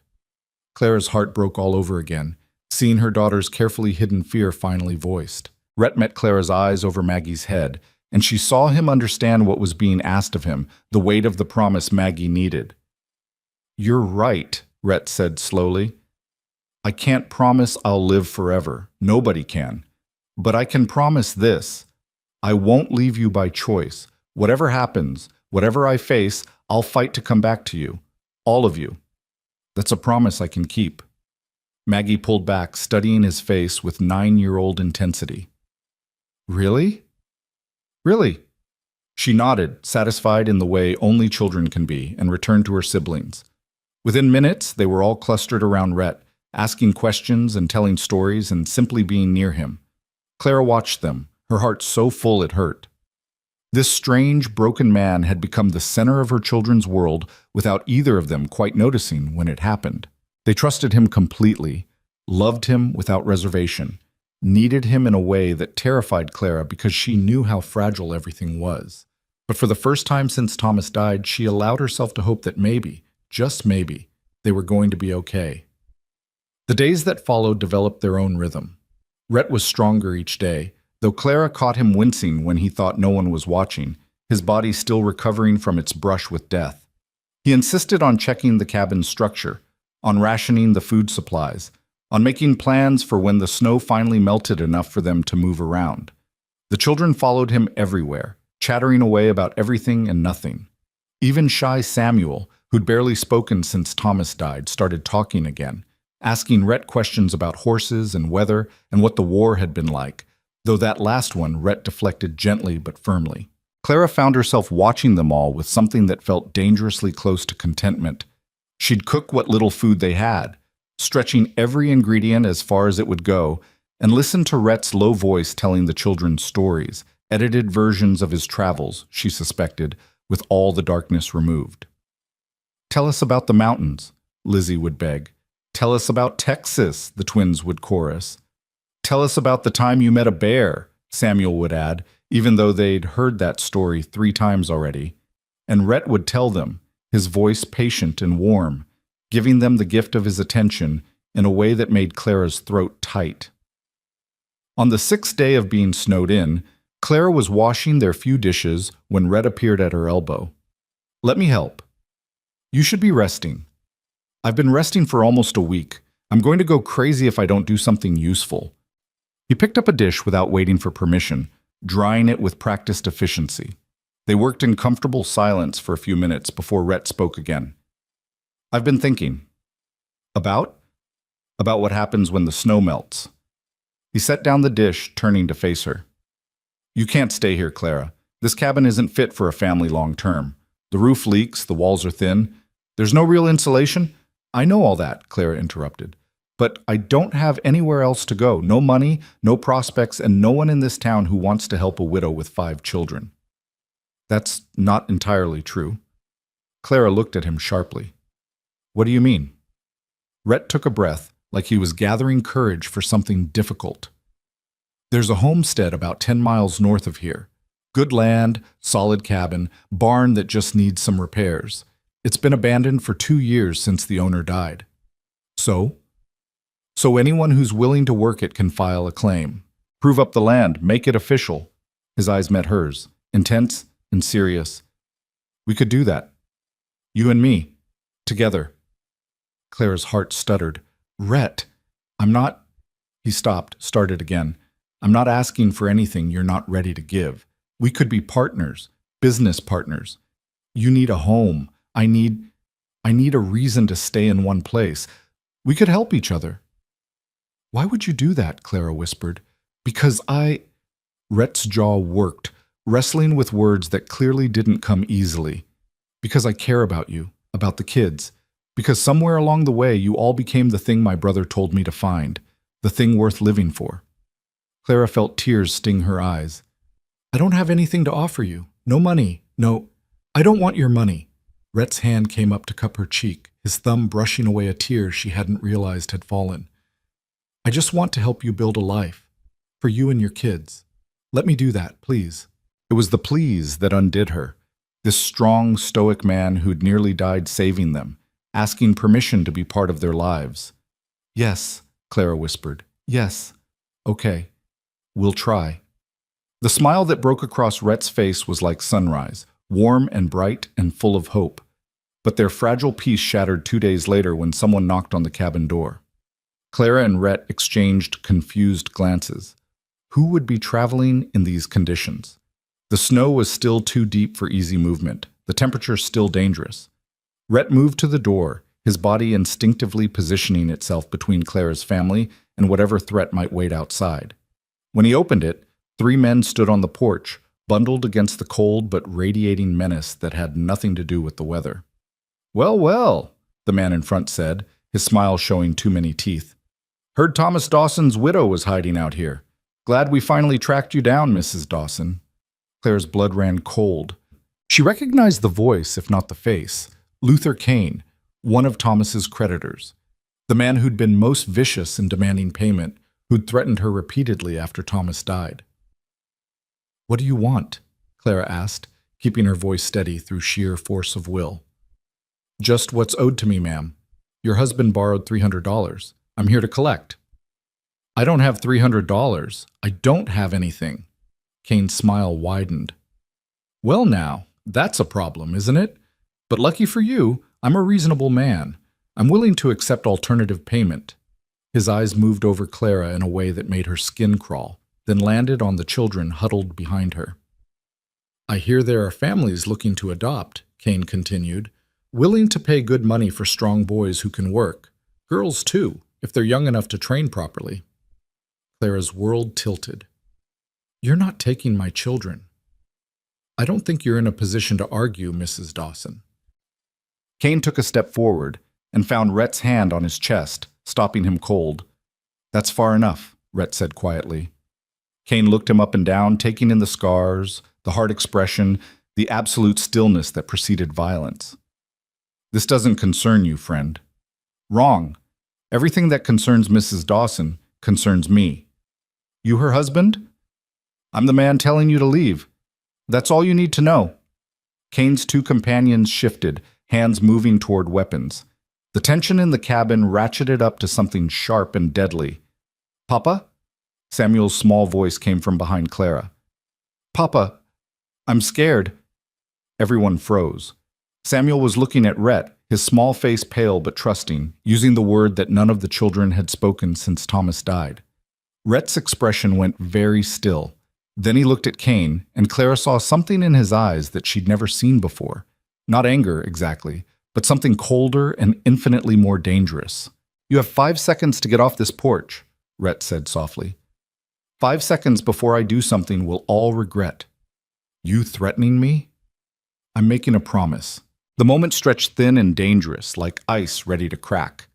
Kane's hand moved toward the gun at his hip, but before he could clear leather, Rhett moved with a speed that seemed impossible for a man who'd been near death just days ago. His own gun appeared in his hand so fast Clara didn't even see him draw, the barrel leveled directly at Kane's chest. Don't, Rhett said, and the single word carried the weight of every violent thing he'd survived, every battle he'd fought, every man he'd killed to stay alive. Kane froze, his fingers still hovering near his weapon. Behind him, his two companions had their hands on their guns but hadn't drawn, clearly calculating whether this was worth dying over. You think you can protect them? Kane's voice was still cocky, but Clara heard the uncertainty underneath. You're one man against half the town. Thomas Dawson owed a lot of people money. We all got claims to settle. Then you can settle them with me. Rhett's gun didn't waver. The debt is mine now. You want your $300? You come to me and we'll work something out. But you don't come near Mrs. Dawson or her children again. Ever. Why the hell would you take on another man's debts? Because they're my family now. Rhett said it simply, like it was the most obvious thing in the world. And I protect what's mine. Behind Clara, she heard Maggie's sharp intake of breath, felt the children pressing closer to her. Samuel's hand found hers, small and trusting, and Clara squeezed it gently while keeping her eyes on the confrontation at the door. Kane studied Rhett for a long moment, weighing his options. Whatever he saw in Rhett's face, the scars, the steady gun hand, the absolute certainty that he would pull the trigger without hesitation, must have convinced him. He stepped back slowly, hands rising to show he wasn't going for his weapon. Fine. We'll talk terms later. Kane's eyes slid past Rhett to Clara, still filled with malice. But make no mistake, Dawson, one way or another, debts get paid. The name's Callahan now, Clara heard herself say, her voice stronger than she felt. Mrs. Clara Callahan. The words hung in the air, shocking everyone, including Rhett, whose eyes widened fractionally. But Clara kept her gaze locked on Kane, letting him see that she wasn't alone anymore, wasn't vulnerable anymore, wasn't someone he could threaten and intimidate. Kane's mouth twisted into something ugly. That's so. You work fast for a grieving widow. And you work like a vulture, preying on families who've lost everything. Clara took a step forward, surprising herself with her own boldness. Thomas is dead. I've mourned him. And now I'm doing what I have to do to keep my children safe. If that offends your sense of propriety, Mr. Kane, I find I don't care. For a moment, she thought Kane might push it, might say something that would force Rhett to pull the trigger. But then he just laughed, harsh and mean. Fair enough. You want to play house with this scarred-up drifter, that's your business. He backed away from the door, his companions following. But $300 plus interest, Callahan. You got 2 weeks to come up with it, or we start taking what we're owed. And I promise you, we're not as nice as you think we are.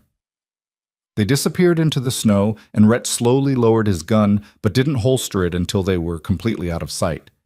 Then he closed the door and turned to face Clara, his expression unreadable. "Mrs. Callahan?" he asked quietly.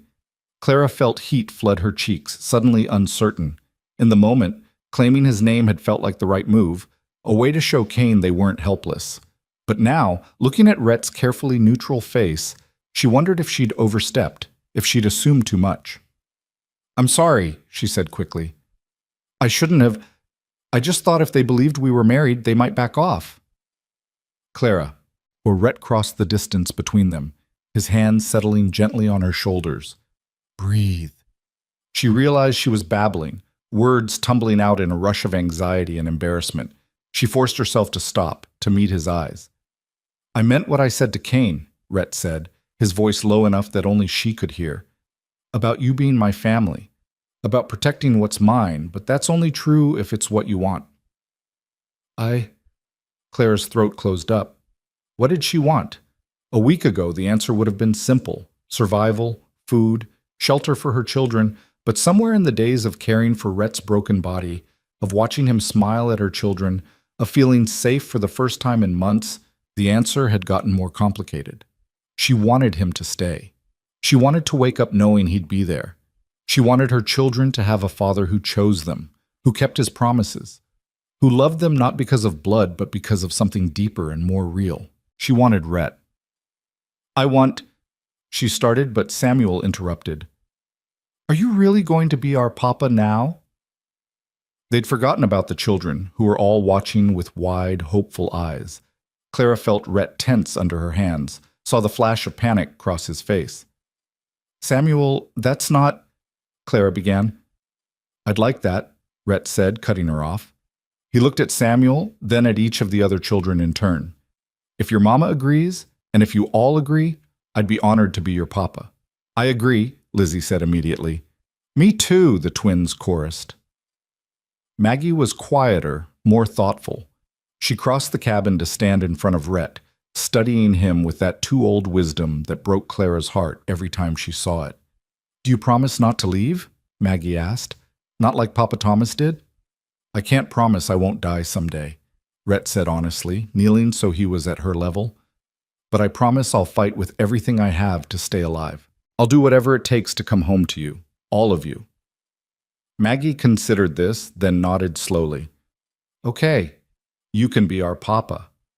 She threw her arms around his neck, and within seconds all 5 children had piled on, hugging Rhett with the unconscious ferocity of kids who'd been given permission to love someone again. Clara watched them, tears streaming down her face, and felt something that had been frozen inside her for months finally thaw. This wasn't how she'd imagined her life going. She'd loved Thomas with her whole heart, had built dreams with him that had died when he did. But maybe that was okay. Maybe you could grieve the life you lost and still build something new from the ashes. Rhett's eyes met hers over the tangle of children, and she saw her own emotions reflected back, hope and fear and determination, and something that might eventually become love. But first they had to survive. They had 2 weeks to come up with $300 or face Kane's threats. And Clara had no idea how they were going to do it. That night, after the children had finally fallen asleep, Clara and Rhett sat by the fire and faced the impossible problem. $300, Clara said quietly, plus interest, which probably means closer to $400. How? Rhett was silent for a long moment, staring into the flames. "I have some money saved, maybe $50. It's not enough, but it's a start." "I have nothing, less than nothing. The only thing of value I own is—" Clara's hand went to the string around her neck, feeling the shape of her wedding ring through the fabric of her dress. "No," Rhett said immediately, understanding what she was thinking. "You're not selling that. It might be worth $100, maybe more if we can find the right buyer. Clara, that's the last piece of your husband you have, the last connection to a life that's over." Clara pulled the ring out, holding it up so it caught the firelight. It was simple gold, worn thin in places from years of wear. Thomas had been so proud when he'd bought it, had saved for months to afford it. Thomas gave me this ring as a promise of safety and security and a future for our family. He's gone, and that promise died with him. You don't mean that. I do. Clara looked at Rhett, willing him to understand.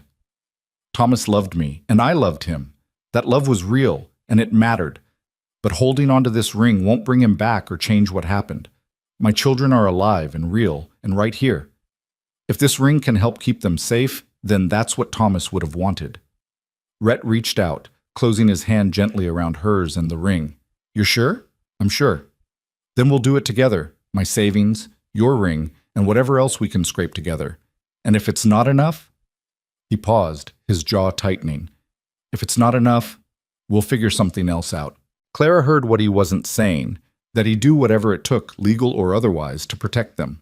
The knowledge should have scared her. Instead, it made her feel safe in a way she hadn't felt in years. Thank you, she whispered. For what? For choosing us. You could have walked away so many times, but you stayed. Rhett's thumb traced gentle circles on the back of her hand. Wasn't really a choice.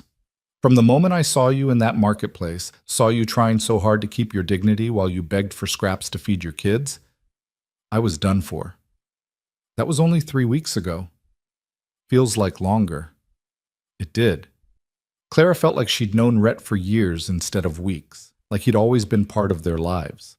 Maybe some people came into your world quietly, but others crashed in like storms and changed everything. Rhett was definitely a storm. The next morning, they packed up what little they had and prepared to make the trek into town. The snow had finally melted enough to make travel possible, though it would still be slow going. Rhett fashioned a sled from branches and rope, piling the children onto it so they wouldn't have to struggle through the deep drifts. This is fun, Thomas Jr. declared as Rhett pulled them along, his brother Michael nodding enthusiastic agreement. Easy for you to say, Rhett replied, but Clara heard the amusement in his voice. You're not the one doing the pulling. The journey that normally took 30 minutes stretched to nearly 2 hours. By the time they reached Ash Hollow, Clara's legs were shaking with exhaustion, and even Rhett's breath was coming hard. But they'd made it. The town was busy with people digging out from the storm, repairing damage, checking on neighbors.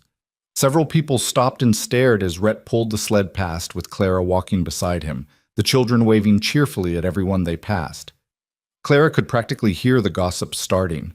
The widow Dawson, with that strange scarred man, and her 5 children, looking entirely too comfortable together. By nightfall, every person in Ash Hollow would know she'd taken up with Rhett Callahan. Let them talk. Clara had stopped caring what people thought somewhere around the time they'd watched her beg for food and done nothing. Their first stop was the bank, where Mr. Henry Morrison sat behind his imposing desk and looked at them with barely concealed distaste. Mrs. Dawson, Mr. Callahan, what can I do for you? We need to discuss my late husband's debts, Clara said, keeping her voice steady. Specifically the loan from Luther Kane. Morrison's eyebrows rose. That's between you and Mr. Kane.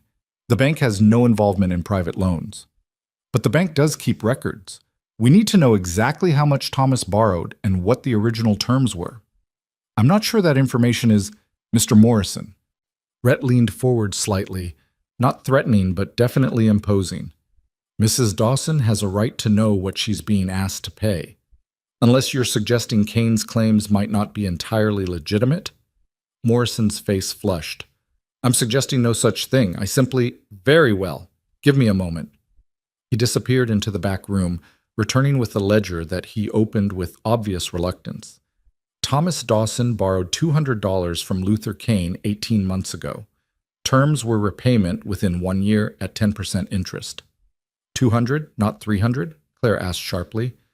That's what the record shows, though with the missed payments and accumulated interest, the current amount owed would be approximately $250. Not 300, not 400. Kane had been inflating the debt, betting that a desperate widow wouldn't know enough to check.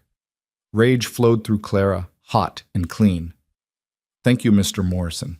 That's very helpful. Outside the bank, Rhett took her hand. We can do this. $250 is a lot, but it's not impossible. Their next stop was the jeweler, a thin man named Goldman who examined Clara's wedding ring with a practiced eye. Simple gold band, decent quality. He set it on the scales, checking the weight. I can give you $75. It's worth more than that, Clara protested. To you, maybe. To me, it's just gold. 75 is my final offer. Clara looked at the ring one last time, remembering the day Thomas had slipped it onto her finger, the promises they'd made to each other. Then she nodded. All right, 75. Goldman counted out the money and Clara took it, feeling strangely light. Letting go hurt less than she'd expected. Maybe because Thomas's real legacy wasn't in the ring. It was in their children, in the memories they shared, in the lessons he'd taught her about love and family. With Rhett's $50 and the 75 from the ring, they had 125. They needed another 125. There's one more thing I can sell, Rhett said quietly. What? He didn't answer, just led her to the stable where his horse was being kept. Red, the big gelding who'd carried Rhett through the blizzard before collapsing. The horse was recovered now, healthy and strong, worth real money to someone who needed reliable transportation. No, Clara said immediately. Rhett, no. Not your horse. It's just a horse. It's not just a horse. Red saved your life, and you'll need him for the homestead, for working the land. I'll get another horse. Rhett's hand ran along Red's neck, gentle and sad. Later, when we have money again. Right now, your kids need to be safe more than I need a horse. Clara wanted to argue, but she knew Rhett had already made up his mind. This was who he was, the man who would give up everything, sacrifice anything, to protect the people he'd claimed as family. The stable owner gave them $150 for Red, and just like that, they had enough. $275, more than enough to pay off Kane with a little left over. That afternoon, they found Kane in the saloon, drinking whiskey and laughing too loud with his friends. The conversation died when Rhett and Clara walked in, every eye in the place turning to watch. Kane, Rhett said, his voice carrying through the sudden silence. We need to talk. Kane stood up slowly, his smile predatory. Come to beg for more time? Come to pay what's actually owed. Rhett pulled out the money, counting it onto the table with deliberate precision. $200 principal, $50 interest. According to the bank records, that settles Thomas Dawson's debt in full. The smile slid off Kane's face. I told you $300. You lied. The bank has the original loan document, $200 at 10% interest. That's $250, and I'm paying you $250, even though Clara missed the deadline through no fault of her own. Rhett's voice dropped lower, dangerous. Consider the extra $25 a gift. Now give her the receipt showing the debt is paid. Kane's hands clenched into fists. You can't. Yes, I can. Either you take this money and sign a receipt, or I go to the sheriff and report that you're attempting to defraud a widow. Your choice. For a moment, Clara thought Kane might try something stupid. His face was red, his body tense with rage. But then one of his companions touched his arm, whispering something Clara couldn't hear, and Kane seemed to deflate. Fine. He snatched up the money, counting it twice before scrawling out a receipt. Debt paid in full. You and me are done, Mrs. Dawson. It's Mrs. Callahan now, Clara said, taking the receipt and folding it carefully. And yes, we're done. They walked out of the saloon together, and Clara felt like she could breathe for the first time in months. The debt that had hung over her head like an executioner's blade was gone. Her children were safe. They had a future. What now? She asked Rhett. Now we go file that homestead claim I told you about. Make it official. He looked down at her, and Clara saw something in his eyes that made her heart skip. Unless you've changed your mind about having me around. I haven't changed my mind. Clara took his hand, lacing their fingers together. But there's one thing we need to do first. What's that? Get married. For real this time. Rhett stopped walking, staring at her like she'd just spoken a foreign language. Clara, I know it's fast. I know people will talk. But I don't care about any of that. Clara turned to face him fully, still holding his hand. You've proven yourself 1,000 times over. You've shown my children what it means to be a father, what it means to keep promises, and She took a breath, gathering courage. I'm not in love with you, Not yet, but I could be. I think I already am, just a little. And that's enough to start with, isn't it? Rhett's scarred face worked through a dozen emotions: surprise, hope, fear, and something that looked almost like joy. You're sure? This isn't just because of the debt or because you need help with the homestead. I'm sure. Clara squeezed his hand. I'm choosing you, Rhett Callahan, the way you chose us. So what do you say? Want to make an honest woman out of me? The smile that broke across his face was like sunrise, brilliant and warm and full of promise. Yeah, I do. They were married 3 days later by Pastor Williams, with all 5 children as witnesses, and half the town pretending they weren't craning their necks to watch through the church windows. Clara wore her best dress, still patched and worn but clean, and Rhett had shaved and trimmed his hair and looked almost respectable despite the scar. Do you, Clara Marie Dawson, take this man to be your lawfully wedded husband? Pastor Williams asked. I do, Clara said clearly, no hesitation. And do you, Rhett James Callahan, take this woman to be your lawfully wedded wife? Rhett looked at Clara, at her children standing beside them, at the future they were about to build together. I do. Then by the power vested in me, I now pronounce you husband and wife. You may kiss your bride. Rhett kissed her gently, carefully, like she was precious. When he pulled back, Clara saw tears in his eyes. Thank you, he whispered, for giving me a family, for giving me a reason. Thank you, Clara whispered back, for keeping us alive, for teaching us how to hope again. Behind them, the children cheered, and for the first time in longer than Clara could remember, she felt completely, perfectly happy. The homestead was everything Rhett had promised: good land, a solid cabin that needed work but was livable, a barn that just required some new boards. They moved in 2 weeks after the wedding, all 7 of them piling into the wagon Rhett had bought with the last of their money. The work was hard. Rhett spent his days repairing fences and clearing fields while Clara planted a garden and made the cabin into a real home. The children helped where they could, Maggie learning to cook, Samuel feeding the chickens they'd bought, the twins gathering firewood, Lizzie entertaining baby Grace while the adults worked. But every night they gathered around the table for dinner. Real dinner, with enough food that no one went to bed hungry. And after the children were asleep, Clara and Rhett would sit by the fire and plan for the future they were building together. We should get more chickens, Clara said one night, her head resting on Rhett's shoulder. Maybe some pigs, too. We'll need more feed storage first. I was thinking of expanding the barn. Rhett's arm tightened around her. This is real, isn't it? This is actually happening. It's real. Clara tilted her head to look at him. Are you happy? Happier than I ever thought I'd be. He kissed her forehead gently. My brother told me to find something worth living for. Took me 14 years, but I finally did. We all did, Clara said softly. We found each other. Spring came slowly, melting the last of the snow and turning the world green and new. Clara's garden flourished. The children grew stronger, healthier, louder. Rhett built furniture and fixed everything that was broken and taught Samuel how to fish in the creek that ran through their property. And one morning, Clara woke up and realized she was in love with her husband. Not the desperate, all-consuming love she'd felt for Thomas when she was young and naive. This was steadier, deeper, built on trust and partnership and the knowledge that they'd both survived the worst life could throw at them and come out stronger. I love you, she told Rhett that night, the words simple but weighted with everything she felt. Rhett's eyes widened, then softened with emotion. I love you too. Have for a while now, but I wasn't sure. I'm sure. Clara kissed him, slow and deep. I'm so sure. 6 months after they arrived at the homestead, a rider came with news from town. Luther Kane had been arrested for fraud.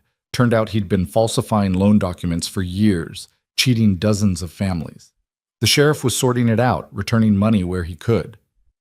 Good, Clara said simply. He can't hurt anyone else now. A year after that, Clara gave birth to a daughter they named Hope.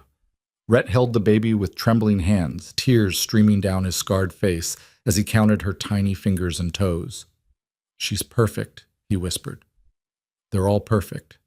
Clara watched her husband with their new baby and their older children clustered around, all of them loud and healthy and alive, and felt gratitude so profound it was almost painful.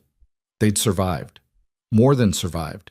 They'd built something beautiful from the ashes of loss and desperation. 2 years after their marriage, on a bright summer morning, Clara stood on the porch of their homestead and watched her children play. Maggie was teaching Samuel to read. The twins were chasing chickens. Lizzie was helping Rhett in the garden while baby Hope, not so much a baby anymore, toddled after them on unsteady legs. Rhett caught her eye and smiled, that rare, genuine smile that transformed his whole face. Clara smiled back, her heart full. "Mama," Samuel called, "come see what I can read." "Coming, sweetheart." As Clara walked toward her family, she thought about the desperate woman she'd been 3 years ago, standing in a frozen marketplace with 3 pennies and 5 starving children. That woman had whispered, "We haven't eaten in days," and believed she was watching her children die. But a scarred cowboy with sad eyes had heard her, had chosen to help, had promised never hungry again, and kept that promise against impossible odds. And now, standing in the sunlight with her family around her, Clara understood that Rhett had given them more than food.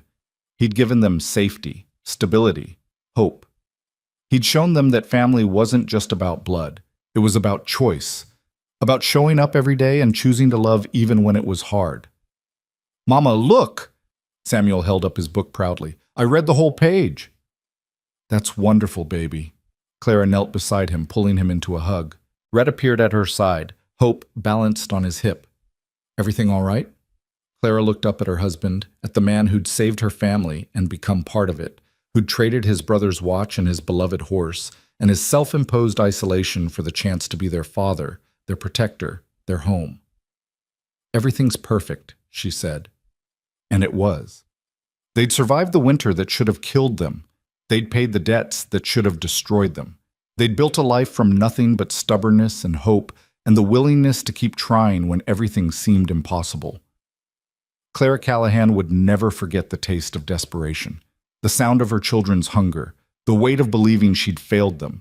But she would also never forget the moment a stranger became family, or the way love could grow from the smallest seed of kindness. That night, after the children were all asleep, Clara stood in the doorway watching the stars come out. Rhett's arms wrapped around her from behind, pulling her close. "What are you thinking about?" he asked. "About how far we've come, about how different things could have been." Clara turned in his arms, looking up at his scarred, beautiful face. "About how grateful I am that you heard me that day, that you cared enough to help." "I'll always hear you," Rhett promised. "I'll always care. That's what family means."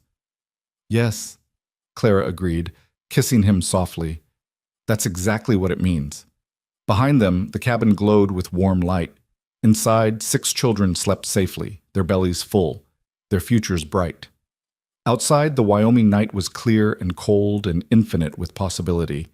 And Clara knew, with the certainty that comes from surviving the impossible, that they would never be hungry again, not while they had each other, not while love kept them warm, not while Rhett Callahan kept his promise, a promise made in the frozen depths of winter that had bloomed into the most beautiful spring any of them had ever known. The end.